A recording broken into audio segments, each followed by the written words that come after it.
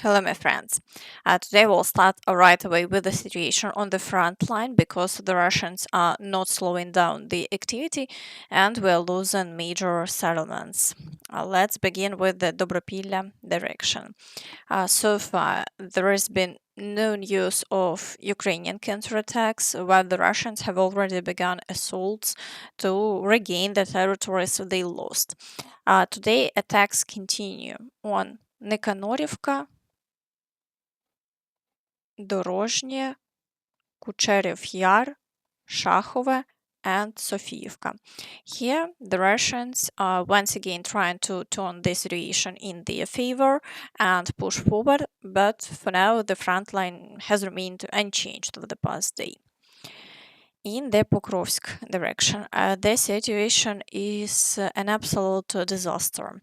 According to the latest reports, 60% of the city is already under Russian control, or 74 if we include the gray zone. These are, of course, approximate estimates, and things may still change. But as we can see, the Russians continue the assaults and are slowly managing to advance.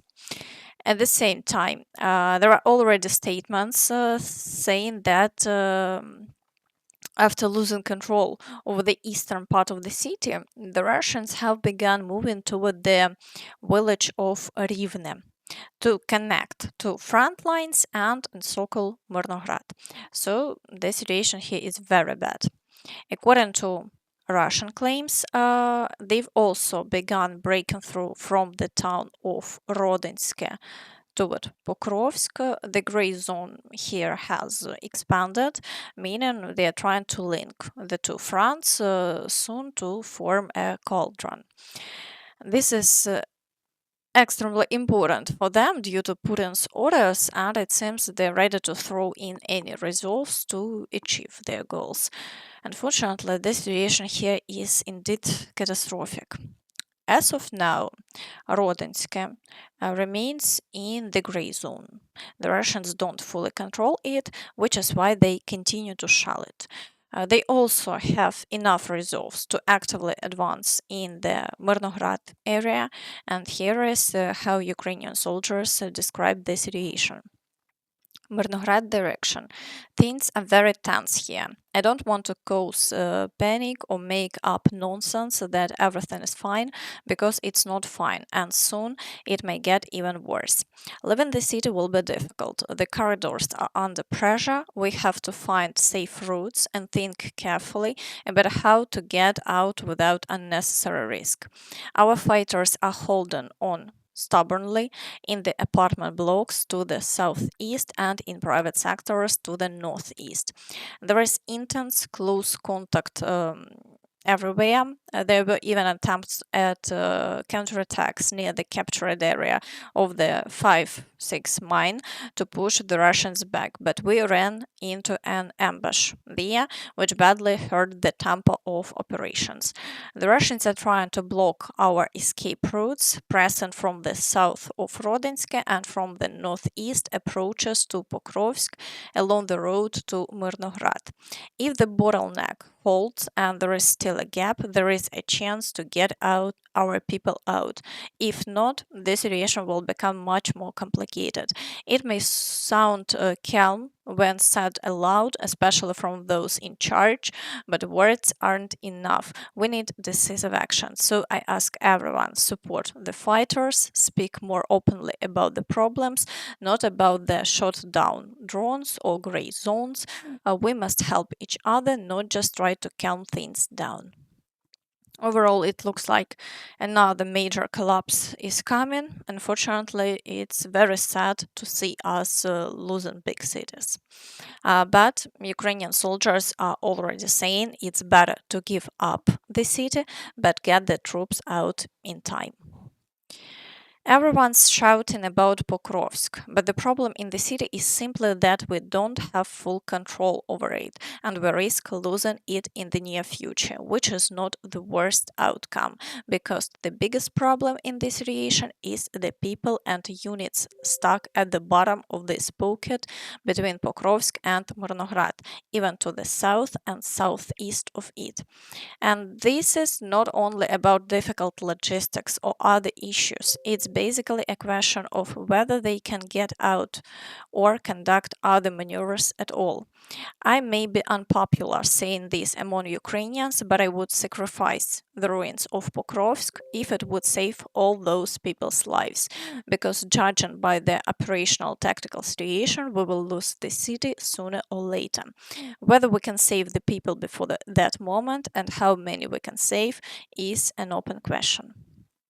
Please, friends, share your opinions about this in the comments. And Kartapolov commented on Putin's statement that foreign and Russian reporters invited to Pokrovsk will be safe. From Zelensky's gang, which can mistakenly be called the AFU, you can expect anything. But if our supreme commander gave such an order, then our armed forces will carry it out. So they will be safe. Of course. In the Novopavlivka direction, the Russians are trying to break through toward the city across the fields, attempting to advance toward Filia, storm Dvorichna, and also move across the fields toward Alexandrograd. However, they've had no success, and the situation hasn't changed over the past day. In the direction of Pokrovske, Dnipropetrovsk Oblast, the Russians are assaulting Sichneve, Novoselivka, Sosnivka, Verbove, Vishneve, Yhorifka, and Rybne, and are attempting to break through beyond Previlne. Over the past day, there have been no new changes, but the situation in Vishneve and Yhorifka remains uncertain. Russian troops have already shown flags in these villages, and the Ukrainian forces have confirmed that control over them has been lost. We are now waiting for official confirmation and updated maps. The Russians also continue shelling the frontline areas. Yesterday, unmanned aerial vehicle struck Vasilivka, located about 40 kilometers from the outermost front line. Preliminary reports say there were around 20 strikes. In this way, Dnipropetrovsk Oblast is quickly turning into an active combat zone. In the Huliaipole direction, the Russians are assaulting Zeleny High, but so far there have been no new advances and the front line remains unchanged. In the Zaporizhzhia direction, the Russians are trying to break through toward Novodanilivka and are storming Stepove and Stepnohirsk. Shelling continues as well, but for now all attacks are being repelled and the Russians have made no progress. In the Kherson direction, the Russians remain highly active. They attempt breakthroughs near the Antonivka bridge several times a day, but have achieved no success. The front line remains unchanged. However, the possibility of a breakthrough still exists. The Russians are heavily shelling the entire right bank and the Korabel Island area, trying to prepare for a landing operation. So the situation here remains difficult. Now moving to the Castantynivka direction. And here the situation is extremely serious. While all available forces are focused on saving Pokrovsk and Myrnohrad, Russian troops have also entered the city here. It's clear that they have enough reserves to push actively in several directions at once, showing a significant numerical advantage. Today, they are trying to break through near Vorolubivka. Fighting is also taking place around Stupachki, Pretechene, the outskirts of Kostyantinivka, Pleshiyivka, and Klebanbyk, with attacks recorded on Bereztok and near the outskirts of Kostyantinivka, close to that village. So the Russians are clearly attempting to enter the city from two sides at any cost. However, for now, battles are ongoing and there have been no new changes over the past day. In the Siversk direction, the Russians are assaulting Yampil and attempting to advance from Serebryanka toward Siversk. Attacks are also being recorded near Vyimka and Pereizhne, but there have been no new changes over the past day. In the Lyman direction, the Russians are assaulting Dvorichna, Stavky, Dobropillia and Novoselivka. They are also trying to break through near Kharkivka and Ridko-Dub. There have been no changes in the past 24 hours, but in recent days, the Russians have already made significant advances and are now entrenching themselves in new positions. So this situation here remains tense. In the Borova direction, the Russians are assaulting Boguslavka, but they've had no success and the front line remains unchanged. In the Kupiansk direction, Russian activity remains high, but within Kupiansk itself, the Russians haven't made further advances. From the south, however, they are attempting to storm Glushkivka and are breaking through near Peshane and Stepova Novoselivka. Over the past day, there have been no changes and all attacks are being successfully repelled. In the Dvorichna direction, the Russians are still not launching any new assaults and the situation remains stable. In the Velykyi Breluk area, attacks are continuing toward Kolodezne across the fields, but the Ukrainian forces are successfully repelling them and the front line remains unchanged. In the Kharkiv direction, the situation remains stable with no new assaults, while in Vovchansk fighting continues. Russian claims of advances here are still unconfirmed, so the situation remains unchanged. In the Sumy direction, the Russians are showing little activity. They carried out a few attacks near Oleksiivka and Yunakivka, but achieved no success and the front line remains stable.